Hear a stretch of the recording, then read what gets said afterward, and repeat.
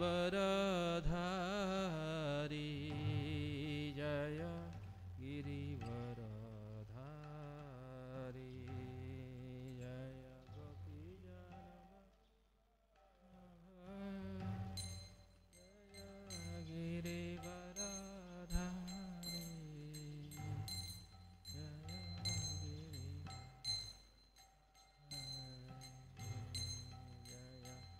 गोपीजन वल्लभ जय गिरिवरधारी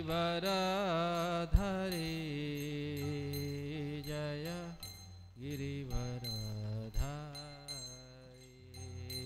जय गोपीजन जय गिरिवरधारी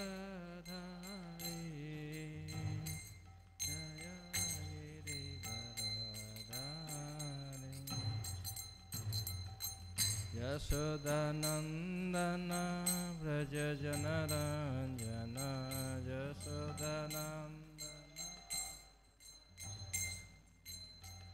यशोदानंदन व्रज जनरंजन यशोदानंदन व्रज जनरंजन यशोदानंदन व्रज जनरंजन यशोदानंदन व्रज जन यमुना तीरावनचारी जमुना तीरावनचारी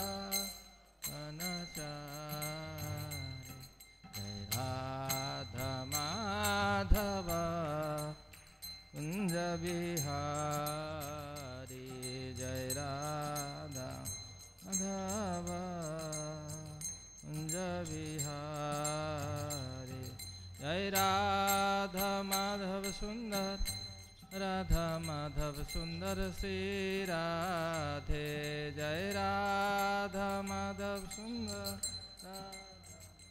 सुंदर श्री राधे जय ललिता विशाखा जय गिरिराजा ललिता विशाखा जय गिरिराजा जय ललिता विशाखा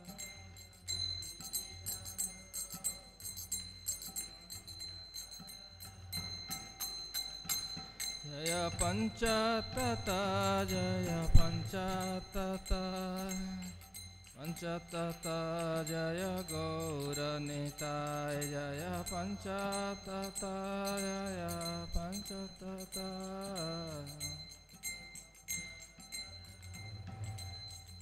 जय जय गुरुदेव गुरुदेव गुरुदेव जय जय गुरुदेव जय जय गुरुदेव गुरुदेव जय जय प्रभुपाद प्रभुपाद प्रभुपाद जय जय प्रभुपाद जय जय प्रभुपाद प्रभुपाद निताय गौरा हरि बोल हरि बोल हरि बोल निताय गौरा हरि बोल निताय गौरा हरि बोल हरि बोल हरि बोल। श्रीमद् भागवतम की जय श्री प्रभुपाद की जय श्री वराहदेव आविर्भाव तिथि महामहोत्सव की जय गौर ओम ज्ञानतिमिरन्धस्य ज्ञानाञ्जनशलाकया चक्षुरुन्मिलितं येन तस्मै श्रीगुरवे नमः। नमो विष्णुपादाय कृष्णप्रेष्ठाय भूतले श्रीमते जयपताकाशामिनीति नामिने आचार्यपादाय निताय कृपाप्रदायिने गौरकथा धामदाय नगरग्रामतारिणे नमो विष्णुपादाय कृष्णप्रेष्ठाय भूतले श्रीमते भक्तिवेदांत स्वामिनीति नामिने नमस्ते सरस्वतीदेवे गौरवाणी प्रचारिणे निर्विशेष शून्यवादी पश्चात्तदेशतारिणे वृन्दावै तुलसीदेव वै प्रिया वै केशवस्य च कृष्णमुक्तिपदे देवी सत्यवत्यै नमो नमः वंशाकल्पतरुभ्यश्च कृपासिन्धुभ्यैव च पतितानां पावनेभ्यो वैष्णवेभ्यो नमो नमः नमो महावदन्नाय कृष्णप्रेमप्रदायते कृष्णाय कृष्णचैतन्य नाम्ने गौरतिसे नमः हे कृष्ण करुणा सिन्धु दीनबन्धु जगत्पते गोपेश गोपिकाकान्त राधाकान्त नमोस्तुते तप्तकाञ्चन गौराङ्गी राधे वृन्दावनेश्वरी विश्वभानुसुते देवी प्रणमामि हरिप्रिये जय श्रीकृष्ण चैतन्य प्रभु नित्यानन्द श्री अद्वैत गदाधर श्रीवासादि गौरभक्तवृन्द हरे कृष्ण कृष्ण कृष्ण हरे हरे हरे राम राम राम हरे हरे मुखं करोति वाचालं पङ्गुलङ्घयते गिरिं यत्कृपातमं वन्दे श्रीगुरुदिनतारिणं श्रीचैतन्येश्वरं परमानन्दमाधवं हरि ओं तत्सत्। আজকে আমরা শ্রীমদ্ ভাগবতমের দ্বিতীয় স্কন্ধের প্রথম অধ্যায়ে 6 নম্বর শ্লোক অধ্যয়ন করে শ্রবণ করব এবং বরাহদেবের আবির্ভাব তিথি উপলক্ষে বরাহদেবের লীলা আমরা একটু বর্ণনা করার চেষ্টা করব। एतवान् शंख योगाभ्याम सधर्म परिनिष्ठया जन्मलाभ परपुंसां अन्ते नारायण स्मृति एतावान् शंख योगाभ्याम सधर्म परिनिष्ठया जन्मलाभ परपुंसां अन्ते नारायण स्मृति एतावान् शंख योगाभ्याम सधर्म परिनिष्ठया जन्मलाभ परपुंसां अन्ते नारायण स्मृति।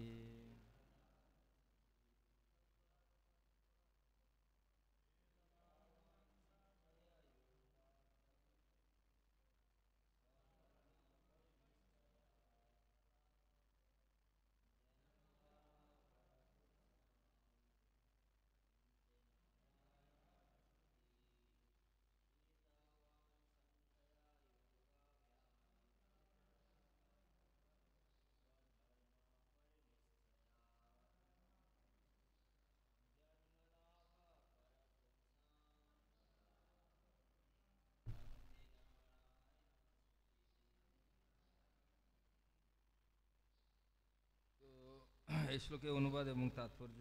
অনুবাদ: জড় এবং চেতন সম্বন্ধীয় যথাযথ জ্ঞান লাভের পন্থা বা সাংখ্য জ্ঞান, যোগ অনুশীলন অথবা যথাযথভাবে বর্ণাশ্রম অনুশীলন, এই সবকটি পন্থারই পরম উদ্দেশ্য হচ্ছে অন্তিম সময়ে পরমেশ্বর ভগবানকে স্মরণ করা। তাৎপর্য: নারায়ণ হচ্ছেন জড়া প্রকৃতির অতীত পরমেশ্বর ভগবান। মহত্তত্ত্বের অন্তর্গত সৃষ্টি, স্থিতি এবং প্রলয়ের ধর্ম সমন্বিত সবকিছুই জড়জগৎ নামে পরিচিত। নারায়ণ বা পরমেশ্বর ভগবান এই মহত্তত্ত্বের অন্তর্ভুক্ত নন এবং তার নাম, রূপ, গুণ ইত্যাদিও জড়া প্রকৃতির অতীত। জড় এবং চেতনের পার্থক্য নিরূপণকারী সাংখ্য জ্ঞান অথবা যোগ অনুশীলন, যা চরম অনুশীলনকারীকে ব্রহ্মাণ্ডের যে কোনো লোকে অথবা ব্রহ্মাণ্ডের বাইরে যাওয়ার ক্ষমতা প্রদান করে, অথবা বর্ণাশ্রম অনুশীলনের মাধ্যমে চরম সিদ্ধি লাভ করা যায় যদি তিনি নিরন্তর নারায়ণকে স্মরণ করতে পারেন। শুদ্ধ ভক্তির সঙ্গ প্রভাবেই কেবল তা সম্ভব হয়। যিনি শাস্ত্র নির্দেশ অনুসারে সধর্মপরায়ণ জ্ঞানী, যোগী অথবা কর্মীদের প্রকৃত কার্যকলাপের সর্বাঙ্গীন পূর্ণতা সম্পাদন করেন, সনকাদি ঋষি অথবা নবযোগেন্দ্রাদি মহাত্মাদের ভগবত ভক্তি লাভের মাধ্যমে পরম সিদ্ধি লাভের বহু ঐতিহাসিক দৃষ্টান্ত শাস্ত্রে রয়েছে। জ্ঞানী এবং যোগীরা জ্ঞান এবং যোগের পন্থা পরিত্যাগ করে ভগবত ভক্তির পন্থা অবলম্বন করেছেন, কিন্তু ভগবানের ভক্ত কখনো ভক্তির পন্থা পরিত্যাগ করে ভগবত ভক্তির পন্থা পরিত্যাগ করেননি। সকলেই তাদের বিশেষ পন্থায় সিদ্ধি লাভে আগ্রহী, এবং এখানে নির্দেশ দেওয়া হয়েছে যে সেই সিদ্ধি হচ্ছে নারায়ণ স্মৃতি। সেই সিদ্ধি লাভের জন্যই সকলকে এমনভাবে জীবনযাপন করতে হবে যাতে জীবনের প্রতিটি পদক্ষেপে পরমেশ্বর ভগবানকে স্মরণ করা যায়। তো এই শ্লোকে ভগবদ উপলব্ধির প্রথম স্তর শীর্ষক এই অধ্যায়ের বলছে যে আমাদের সমস্ত কিছুর মুখ্য উদ্দেশ্য হচ্ছে অন্তে নারায়ণ স্মৃতি। আমরা যখন শেষ নিঃশ্বাস ত্যাগ করে এই ধরাধাম থেকে চিরদিনের জন্য বিদায় নেব, তখন আমাদেরকে ভগবান নারায়ণের নাম স্মরণ করতে হবে। আমাদের এই হরেকৃষ্ণ আন্দোলনে আমাদের শেখানো হয় কি করে অন্তিমে ভগবানকে স্মরণ করা যায়, how to die, art of dying. আমাদের how to die artistic way. যেরকম আমাদের একটা আর্ট অফ লিভিং আছে, আর্ট অফ লিভিং আছে, সেখানে কি করে ভালোভাবে বাঁচা যায়। কিন্তু সবাই ভালোভাবে যতই বাঁচার চেষ্টা করি না কেন, সবাইকে একদিন না একদিন মরতে হবে। আমাদের এখন জানা দরকার কিভাবে ভালোভাবে আমরা মরতে পারি। মরার সময় কি চিন্তা করব? মরার সময় টাকার চিন্তা করব না ছেলেরা কিভাবে প্রতিষ্ঠিত হলো, বালিশের নিচে টাকা আছে না কোথায় আছে, এগুলো চিন্তা করব, নাকি নারায়ণের স্মৃতি করব? এইটা হচ্ছে আসল কথা। বলছে অন্তে নারায়ণের স্মৃতি করলে কি হবে? নারায়ণ ভগবানের স্মরণ করলে আমরা ভগবত ধামে চলে যাব, নারায়ণের লোকে চলে যাব। কৃষ্ণকে স্মরণ করলে কৃষ্ণ লোকে যাব, গোলক ধামে। নারায়ণের স্মৃতি করলে বৈকুণ্ঠ লোকে যাব।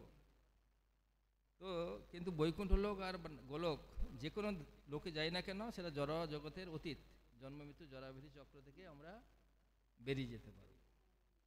তো এই জড়া প্রকৃতির যে এখানে বলছে যে মহত্তত্ত্ব হচ্ছে 24টা তত্ত্ব আছে, যারা পড়াশোনা করেছেন। সাংখ্যযোগের মধ্যে ভগবদ্গীতাতেও রয়েছে, ভক্তিশাস্ত্রীতে আলোচনা হয়েছে যে 5টা জ্ঞানেন্দ্রিয়, 5টা কর্মেন্দ্রিয়, 5টা হচ্ছে আমাদের কি ক্ষিতি আপতেজ মরুদ্বম, 5টা উপাদান, তারপরে তন্মাত্র রূপ রস গন্ধ শব্দ স্পর্শ, এই 20টা, মন বুদ্ধি অহংকার এবং প্রধান, মানে 3টা গুণ, অব্যক্ত রূপে 3টা গুণ রয়েছে।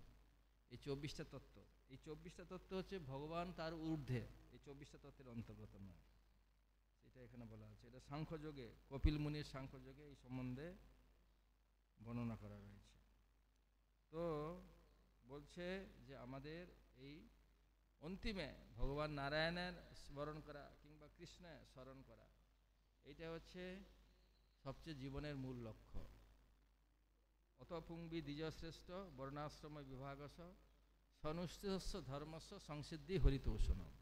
ভগবান হরিকে তুষ্ট করা, তারকে সন্তুষ্ট বিধান করা, এটা হচ্ছে আমাদের জীবনে বর্ণাশ্রম, যে যে কোনো বর্ণে থাকতে পারেন, কেউ ব্রাহ্মণ, কেউ ক্ষত্রিয়, কেউ বৈশ্য, কেউ শূদ্র, কেউ ব্রহ্মচারী আশ্রমে আছে, কেউ গৃহস্থ আশ্রমে আছে, কেউ বানপ্রস্থ আশ্রমে আছেন, কেউ সন্ন্যাস আশ্রমে আছেন, কোনো ব্যাপার নয়। তো আপনি যে কোনো আশ্রমে থাকুন, যেখানে থাকুন, কিন্তু ভগবানকে সন্তুষ্ট করতে হবে। আপনাকে ভোগ লাগান, ভগবানের নাম জপ করুন, কীর্তন করুন, ভগবানের কথা প্রচার করুন, এই হচ্ছে আমাদের জীবনের উদ্দেশ্য। যে যেখানে থাকুক, স্থানে স্থিতা শ্রুতিগতাং তনুবাং মনোবি যো প্রায়শ অজিত জিত উপস্থিত রহিত লক্ষ্য। শাস্ত্রে বলছে ভগবানকে কেউ জয় করতে পারে না, কিন্তু তিনি অজিত। কিন্তু তিনি যে অজিত ভগবানও ভক্তের কি ভালোবাসায়, ভক্তের প্রেমে বশীভূত হয়ে যায়। যেরকম মা যশোদা ভক্তের প্রেমে কৃষ্ণ ভগবান মা যশোদারকে কি বন্ধন স্বীকার করেছিলেন। তো আমাকে ভগবানকে কেউ জয় করতে পারে না, কিন্তু ভগবানও পরাজয় হয়ে যায়, ভক্তের ভক্তির কাছে ভগবান পরাজিত হয়ে যায়। তো সেই জন্য আমাদের সাধন করো, ভজন করো, কি করে মরতে জানলে হয়, মরতে কি করে জানবো, সেই সময় যদি ভগবানকে আমরা স্মরণ করতে পারছি কিনা, সেটা হচ্ছে আমাদের বিভিন্ন জীবনের বিভিন্ন রকমের পরীক্ষা আছে। আমাদের বিভিন্ন যারা পড়াশোনা করে বিভিন্ন ক্লাসে পরীক্ষা দেয়, হাফ ইয়ারলি, তারপরে ফাইনাল পরীক্ষা, এরকম করতে করতে আমাদের সবচেয়ে জীবনের ফাইনাল পরীক্ষা হচ্ছে ভগবানকে স্মরণ করতে পারছি কিনা। এই জীবনে যখন আমরা এই জগৎ থেকে বিদায় নেব, তখন আমরা যে ভগবানকে স্মরণ করতে পারছি কিনা, এটা হচ্ছে সবচেয়ে চরম পরীক্ষা, একদম ফাইনাল পরীক্ষা।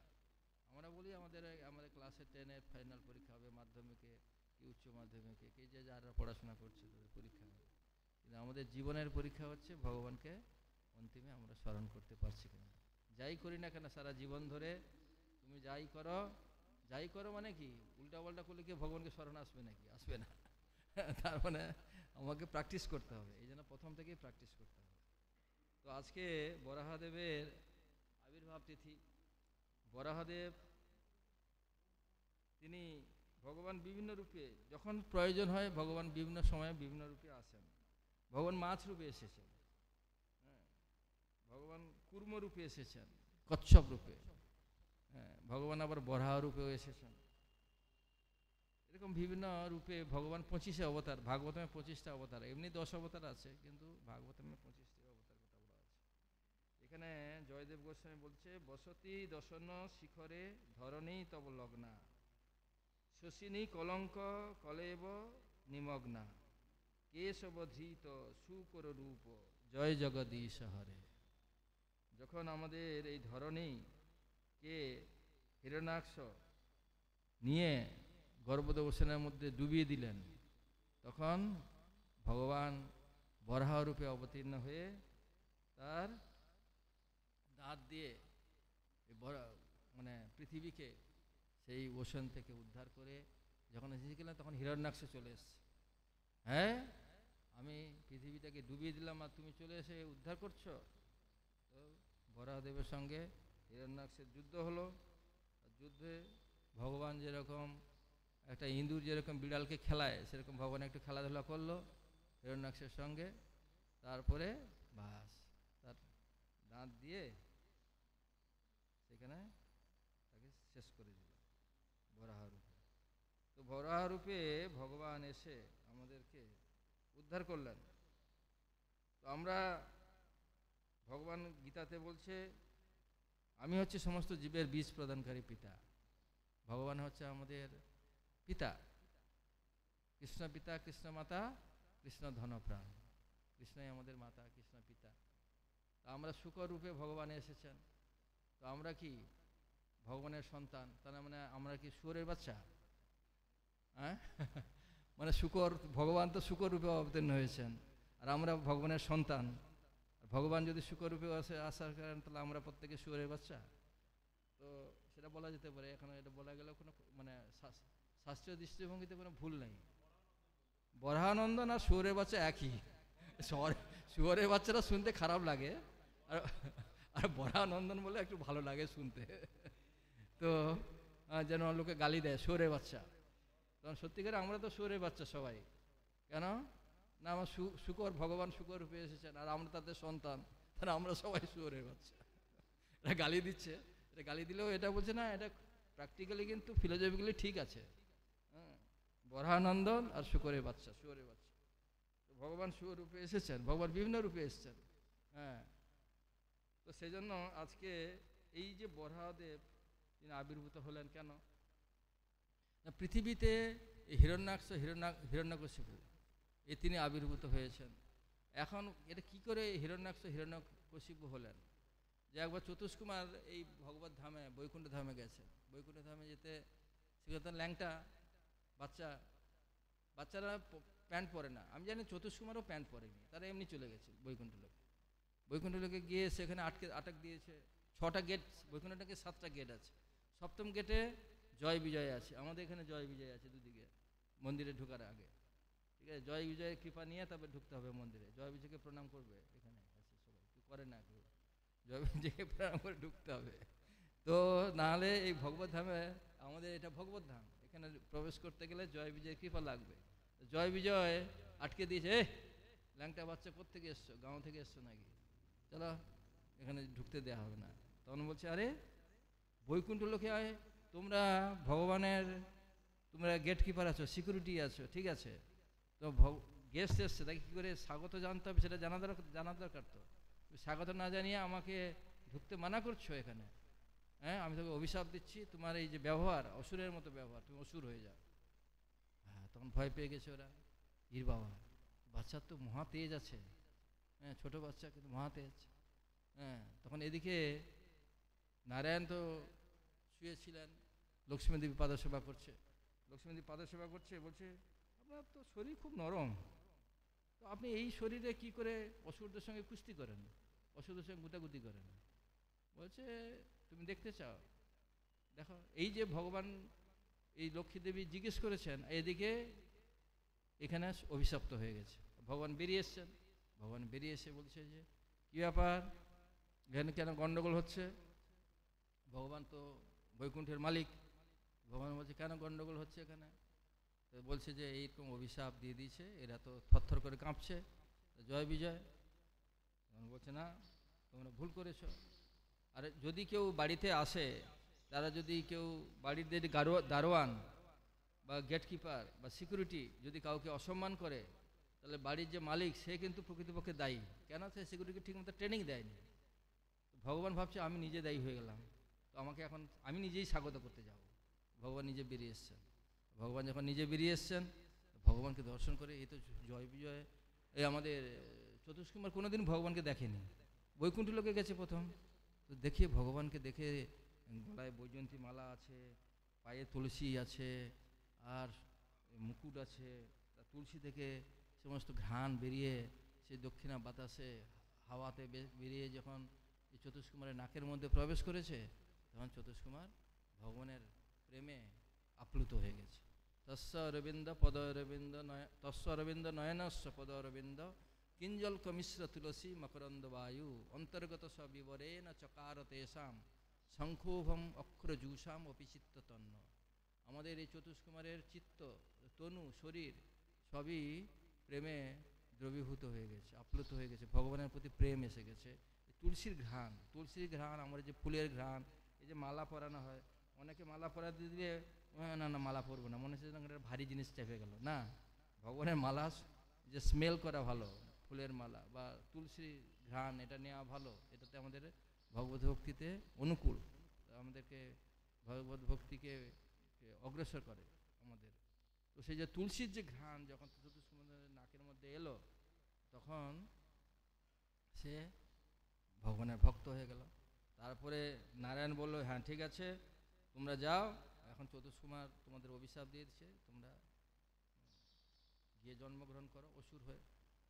তখন এই যে হিরণ্যাক্ষ হিরণ্যকশিপু হয়ে জন্মগ্রহণ করবে। হিরণ্যাক্ষ হিরণ্যকশিপু যে জন্মগ্রহণ করবে, এখন এদিকে কশ্যপ ঋষি আমাদের আমাদের মহারাজের 13টা কন্যাকেই কশ্যপ ঋষির সঙ্গে বিয়ে দিয়ে দিয়েছে। ঠিক আছে, দিতি অদিতি, অদিতির গর্ভে সমস্ত দেবতারা, দিতির গর্ভে দানব হবে। আমাদের যে দক্ষ প্রজাপতি দক্ষ, খুবই এক্সপার্ট, তা অনেক মেয়ে আছে, তা 13টা মেয়েকে দিয়ে দিয়েছে বিয়ে। কার সঙ্গে? কশ্যপ ঋষির সঙ্গে। দিতি তার মধ্যে একজন। দিতি এখন তো অসুর জন্মগ্রহণ করবে কি করে? অসুর জন্মগ্রহণ করতে গেলে এই যে জগতে সমস্ত অসুররা জন্মগ্রহণ করছে, সমাজের মধ্যে, দেশের মধ্যে বিশৃঙ্খলা সৃষ্টি করছে, কেননা ওদের জন্মের ঠিক নেই, সেই জন্য অসুর হয়েছে। জন্মের ঠিক নেই মানে কি? বলে আরে জন্মের ঠিক নেই, কি বলছে ব্যাপার? জন্মের ঠিক মানে সে সন্ধ্যার সময় দিতি সে কামবানে জর্জরিত হয়ে কশ্যপ ঋষিকে বলছে আমার এই মনোবাসনা পূর্ণ করো সন্ধ্যার সময়। আর সন্ধ্যার সময় কি করেন? শিবজি ষাঁড়ের পিঠে চড়ে দেখতে থাকে, আর ভূত প্রেত শিবের পিছনে পিছনে যায়। যারা অশরীরী আত্মা, শিব সবাইকে আশ্রয় দেয়। ভূত প্রেত যারা আর শরীর পায় না, অনেক পাপ করেছে, শরীর পাচ্ছে না, তা কি করবে? তারা বলছে একমাত্র আমাদের অবলম্বন হচ্ছে শিব ঠাকুর, আশুতোষ, ওই যদি আমাদেরকে কোনো একটা জীবন দেয় বলো ভালো। তো ওই জন্য শিবের পিছনে পিছনে ঘুর ঘুর করে। শিব বলছে ঠিক আছে, আমার পিছনে পিছনে আসো। যদি দেখি কেউ অসময়ে কেউ যে করছে, সঙ্গ করছে, তোমার আত্মাটাকে, এই ভূতের আত্মাটাকে কি দানবের আত্মাটাকে ওর গর্ভের মধ্যে ঢুকিয়ে দেবো, বাস। তো এইখানে দিতি কি বলছে যে আমাদের সন্ধ্যার সময়, তখন ঋষি বলছে আরে দাঁড়াও, তুমি এখন তো সময় ভালো নয়। আর ও পূজা করছে, মানে সাধনা করছে, গায়ত্রী মন্ত্র জপ করবে সন্ধ্যার সময়। বলছে না না না না না না, ও আমার তুমি আসো, হ্যাঁ তুমি বলছে তোমার যে বোনের বর মানে আমাদের যে দুর্গা দেবী, সে তো মানে দিতি অদিতি, আমাদের পার্বতী বা সতী, সতীও তো দক্ষ রাজার কন্যা, মানে এক জীবনে হয়েছিল দক্ষ রাজার কন্যা সতী। বলছে তোমার বোনের বর শিব ঠাকুর ষাঁড়ে পিছে ঘুরে বেড়াচ্ছে সব ভূত প্রেত নিয়ে, তোমার এই যে এখন যদি সঙ্গ করো তাহলে কি হবে, একটা দানব দৈত্য হবে তোমার গর্ভে। ও কোনো কথা শুনবে না, ও না না আমার এই সময়ে আমাকে সঙ্গ করতে হবে। বলছে একটু দাঁড়াও, সন্ধ্যাটা পেরিয়ে যাক। এই জন্য সন্ধ্যার সময় সবাই কী করে, সন্ধ্যা আরতি দেয়, ভগবানের নাম করে সন্ধ্যা আরতি করে কীর্তন করে, ওই সময়টা ভগবানের নাম গান কীর্তন সন্ধ্যা আরতি করতে হয়। যারা গ্রামে গঞ্জেও তারা শঙ্খ বাজিয়ে একটু প্রদীপ দেখায় সন্ধ্যার সময় সকালে। তো সেই সময় শিব ঠাকুর ঘুরে বেড়ায়, দেখে কি হচ্ছে না হচ্ছে, ঠিক আছে। তো দিতি তখন কোনো কথা শুনবে না। আর এদিকে অভিশপ্ত হয়েছে, অসুরটাকে তো জন্মগ্রহণ করতে হবে, এই জন্য দিতিকে এইভাবে অনুপ্রাণিত করছে। আর কশ্যপ ঋষি যখন দিতি এরকম নাছোড়বান্দা, তখন তখন তার সঙ্গে সঙ্গ করলো, আর তখন এই যে অসুর দানবকে বাস তার গর্ভের মধ্যে প্রবেশ করিয়ে দিল। এই জন্য হিরণ্যাক্ষ হিরণ্যকশিপু দুইজন দিতির গর্ভে এই সন্ধ্যার সময়। এই জন্য আমাদের এই জগতে যে সমস্ত ভালো আগেকার দিনে সমস্ত মহাপুরুষরা আবির্ভূত হতো জগতে, এখন আর কোনো মহাপুরুষ দেখা যায় না। এখন আর কি সব কলঙ্ক লোক সব জন্মগ্রহণ করছে। কেন কেন জন্মগ্রহণ করছে? তার জন্মের ঠিক মানে যেখানে সেখানে যখন তখন সঙ্গ করছে, তাতে কি হবে? তার কোনো সে তো সব অসুর জন্মগ্রহণ করবে। তো সেই জন্য এই হিরণ্যাক্ষ হিরণ্যকশিপু হয়ে গেল। আর হিরণ্যাক্ষ হিরণ্যকশিপু মহা বড় অসুর। তো তখন কি করবে, তারা এই পৃথিবীটাকে নিয়ে জলের মধ্যে ঢুকিয়ে দিয়েছে, জলের মধ্যে দিয়ে দিল, গর্ভদেবসনের মধ্যে ঢুকিয়ে দিল। তা এখন কি হচ্ছে, তো সমস্ত ত্রাহি ত্রাহি রব চলছে। একে ভূমি দেবী পৃথিবী দেবী বলছে, প্রভু প্রার্থনা করছে আমাদেরকে রক্ষা করো, আমরা তো এখন সেই জলের নিচে হাবুডুবু খাচ্ছি। তখন ভগবান আর সারা জগতের সমস্ত সবাই মানে কোলাহল মচে গেছে, ডিস্টার্ব হচ্ছে। তখন ভগবান কি করছেন, জল থেকে তুলতে হবে তো শুয়োর, তখন ভগবান শুয়োরের রূপে এসছে, শুকর রূপে, বরাহ রূপে। আমাদের বরাহদেব আছে, দেখুন দাঁত আছে বড় বড়, ঠিক আছে, দাঁত আছে। বরাহদেব তখন ওই দাঁতে করে ওই পৃথিবীটাকে তুলে নিয়ে, এই দাঁতের উপরে পৃথিবী আছে বরাহদেবের, দাঁতে করে তুলে নিয়ে এসে, হ্যাঁ এখানে এই যে বরাহদেব আছে, এই যে এখানে বরাহদেবের সঙ্গে হিরণ্যকশিপুর এই হিরণ্যাক্ষের যুদ্ধ হচ্ছে। এই দু ভাইকে মারার জন্য ভগবানকে দুইবার অবতীর্ণ হয়েছে। হিরণ্যাক্ষকে মারার জন্য বরাহদেব এসছে, আর তার ভাই হিরণ্যকশিপুকে মারার জন্য নৃসিংহদেব এসছেন। দু ভাইকে মারার জন্য ভগবান দুবার এসছে, ঠিক আছে। বড় বড় অসুর, কিন্তু বিশাল বড় অসুর। তো হিরণ্যাক্ষ তখন একটু খেলাধুলা করলো, বরাহদেব খেলাধুলা করে দাঁত দিয়ে তার ভুঁড়ি ফাটিয়ে দিয়েছে, যা চল পড়ে থাকে এখানে, জলের মধ্যে পড়ে আছে। হ্যাঁ, তো বরাহদেবের আজকে হচ্ছে বরাহদেবের আবির্ভাব।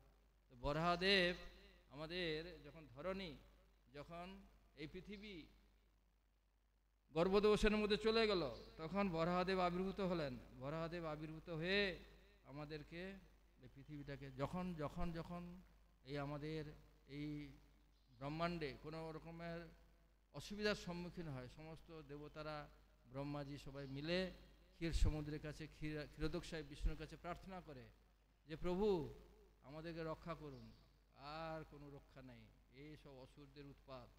আমি জানি না সারা পৃথিবীতে এখন তো বিভিন্ন রকমের যুদ্ধ বিগ্রহ চলছে, বিভিন্ন অসুরেরা সব কি সমস্ত অস্ত্র বানাচ্ছে, ভারতবর্ষ বিভিন্ন জায়গা থেকে অস্ত্র আমদানি করে বলছে আমরা শক্তিশালী হয়ে গেছি, আমরাও কিন্তু মেরে দেবো, সাবধান, অনেক টাকা খরচা করছে। কিন্তু ভগবান যদি ভগবানকে ডাকে, যে ভগবানকে এইসব টাকা পয়সা না খরচা করে, তাহলে ভগবান এলে ভগবানকে সবাইকে মেরে দেবে একদিন। কলকি আসবে, লাস্টে আসবে কলকি। থামো, বলছে তোমরা বেটারা তোমরা যা পারো করে নাও, এখন তোমরা যা পারো করো, হ্যাঁ নিজেদের মধ্যে যত শক্তি, বোম টোম, হাইড্রোজেন বোমা, মুখ বোমা, আণবিক বোমা যা কিছু বানাচ্ছ বানাও, কোনো চিন্তা নেই। তারপরে তোমাদের এই সমস্ত তখন তোমাদেরকে আর ভালো কথায় আর কাজ হবে না, হরিনাম করো না করবো না। হ্যাঁ, প্রভুপাদ বলছে চান্ট চান্ট চান্ট, কান্ড কান্ড কান্ড, মানে আমি বলছি হরিনাম করো, ভজন করো, না ভজন করতে পারবো না। বুড়া লোকগুলো গপ্প মারছে। সে সারা জীবন কি করলো, রিটায়ার হয়ে গিয়ে বেঞ্চে বসে সে যে প্রাতঃভ্রমণ করছে কি সান্ধ্য ভ্রমণ করছে, সে জাবর কাটছে। কি করলো, সারা দুনিয়া বাঘ মেরেছে, হাতি মেরেছে, গন্ডার মেরেছে, এগুলো কথা বলছে। আরে তুই বেটা হরিনাম কর, বুড়া বয়সে মরবি দুদিন পরে, হরিনামটা তো কর। না, সে করবে না। সে কোথায় হাতি মেরেছে, গন্ডার মেরেছে, ইয়ং বয়সে কত কিছু লাফিয়েছে, ডিগবাজি খেয়েছে, ওগুলো গল্প করছে, তার বাহাদুরি দেখাচ্ছে। তো হরিনাম করবে না, হরিনাম করবে না। তো সেই জন্য তারা কী হবে, হরিনাম না করলে মরার সময় সেইগুলো মরবে আর কি, সে কোথায় যাবে কি কোনো ঠিক নেই। হরিনাম না করলে তো তার হবে না, তো সে তো ভগবানের কাছে যেতে পারবে না। সেই জন্য সবচেয়ে যারা বুদ্ধিমান তারা হচ্ছে কি, তারা ভগবানের ভক্ত হচ্ছে। প্রহ্লাদ মহারাজ, ধ্রুব মহারাজ, বাচ্চারা ছোট ছোট বাঁধে মায়ের গর্ভ থেকে ভগবানের নাম করছে। যারা বুদ্ধিমান তারা জানে যে আমাদের জীবনে কি করতে হবে না করতে হবে। তো সেই জন্য যে বুদ্ধিমান, এর বুদ্ধিমান ভগবান আবার বুদ্ধি দেয়, যদি কেউ ভগবানের সেবা ঠিক ঠিক মতো করে। দদামি বুদ্ধি যোগং তং যেন মাম উপজন্তিতে। আমি তাদেরকে বুদ্ধি দান করে থাকি, আমি তাদের অন্ধকার নাশ করি। এবং অনুকম্পার্থম কি নাশ আমি আত্মভাবস্থ জ্ঞান দীপেন ভাস্যতা। আমাদের ভিতরে যে অজ্ঞান আছে, সেই অজ্ঞানটাকে দূর করে ভগবান কিভাবে, জ্ঞান রূপ প্রদীপ, হৃদয়ের মধ্যে জ্ঞান রূপ প্রদীপ জ্বালিয়ে আমাদের হৃদয়ের মধ্যে যে অজ্ঞানতা আছে সেই অজ্ঞানতাকে দূরীভূত করে থাকে। ভগবান কৃষ্ণ গীতাতে বলছেন। কিন্তু আমাদের এত কিছু বলছে, তবু আমাদের কানের মধ্যে ঢুকে না, কেননা আমাদের স্বীকৃতি নেই। স্বীকৃতি না থাকলে সবাই এরা বলবে না, হরে কৃষ্ণ বলবে না। আমি এর আগেও বলেছি 2-3 বার, এসে বম্বে যখন ছিলাম, সে একটা আমাদের এর ভিতরে, আমি তো জানি না ও কে, আমি বলছি হরে কৃষ্ণ, বলছে আমি হরে কৃষ্ণ বলবো না। ও হরে কৃষ্ণ বলবে না বলে না, বলছে আমি মুসলমান আছি তো আমি বলবো না। আমি বলি কেন, আপনি হরে কৃষ্ণ বলুন। আমি বলছে আপনি সালাম আলাইকুম বলুন, সালাম আলাইকুম, তাহলে আমি হরে কৃষ্ণ বলবো। আমি বলছি সালামি আলাইকুম, তখন বলছে আলাইকুম সালাম। ও বলছে, আমি বলছি এবার বলুন হরে কৃষ্ণ, তখন বলছে হরে কৃষ্ণ। ঠিক আছে চলো। তো আমার সালাম আলাইকুম বলতে অসুবিধা কী আছে, তো সালাম আলাইকুম বললে কী অসুবিধা আছে। তো আমি সালাম আলাইকুম বললাম, ও বলছে আলাইকুম সালাম। আমি বলছি এবার বলুন হরে কৃষ্ণ, তখন বলছে হরে কৃষ্ণ। ঠিক আছে চলো, এবার করবেন হরে কৃষ্ণ করবেন। তো মুসলমান ভিতরে ও মন্দিরে, আমাদের জিহু মন্দিরে, তো অ্যাটলিস্ট ও বলেছে হরে কৃষ্ণ করেছে, তো হরে কৃষ্ণ করলেই ভালো। একবার যদি হারাম বলে, হারামের বাচ্চা হারাম, কিন্তু রাম কথাটা আছে, হারাম বললেও সেটাতে লাভ আছে তার, তাতেও লাভ আছে, যেটা হারাম। আমাদের বাংলাদেশে এটা লাস্ট, এটা কমেডি চলছে এখন লাস্টে বাংলাদেশে যে সেখানে আমাদের কৃষ্ণচূড়া আছে না, কৃষ্ণচূড়া রাধাচূড়া আছে, বলছি এই ফুল গাছের কৃষ্ণচূড়া রাধাচূড়া কেন নাম দিয়েছে, এটাতে আমরা আল্লাহ চূড়া নাম দেব কি মোহাম্মদ চূড়া নাম দেব, কৃষ্ণ রাধা এইসব চলবে না, ঠিক আছে। তখন একটা হিন্দু আমাদের মেম্বার ছিল সংসদে, বলছে আমাদের ঠিক আছে কোনো অসুবিধা নেই, আমাদের একটা ছাগল আছে তার নাম হচ্ছে রাম ছাগল, ঠিক আছে, তো রাম কথাটা আছে কিন্তু, তো এবার থেকে আমরা রাম কথাটা তুলে দিয়ে মোহাম্মদ ছাগল বা আল্লাহ ছাগল নাম দেব, তাতে যদি আপনাদের কোনো অসুবিধা নেই তো। বলছে হ্যাঁ তাই তো, রাম ছাগল কথাটা আছে তো, তাহলে তো আবার কৃষ্ণচূড়া করতে গেলে এই রাম ছাগলকে যদি আল্লাহ ছাগল বা মোহাম্মদ ছাগল, তাহলে তো আমাদের দুর্নাম হয়ে যাবে, তো এটা করা যাবে না। বলে না তাহলে যেরকম আছে সেরকম থাক, এবার চেঞ্জ করার দরকার নেই। তো এই হচ্ছে অবস্থা, ঠিক আছে। হরে কৃষ্ণ, জয় বরাহদেব আবির্ভাব শুভ আবির্ভাব মহামহোৎসব কি জয়।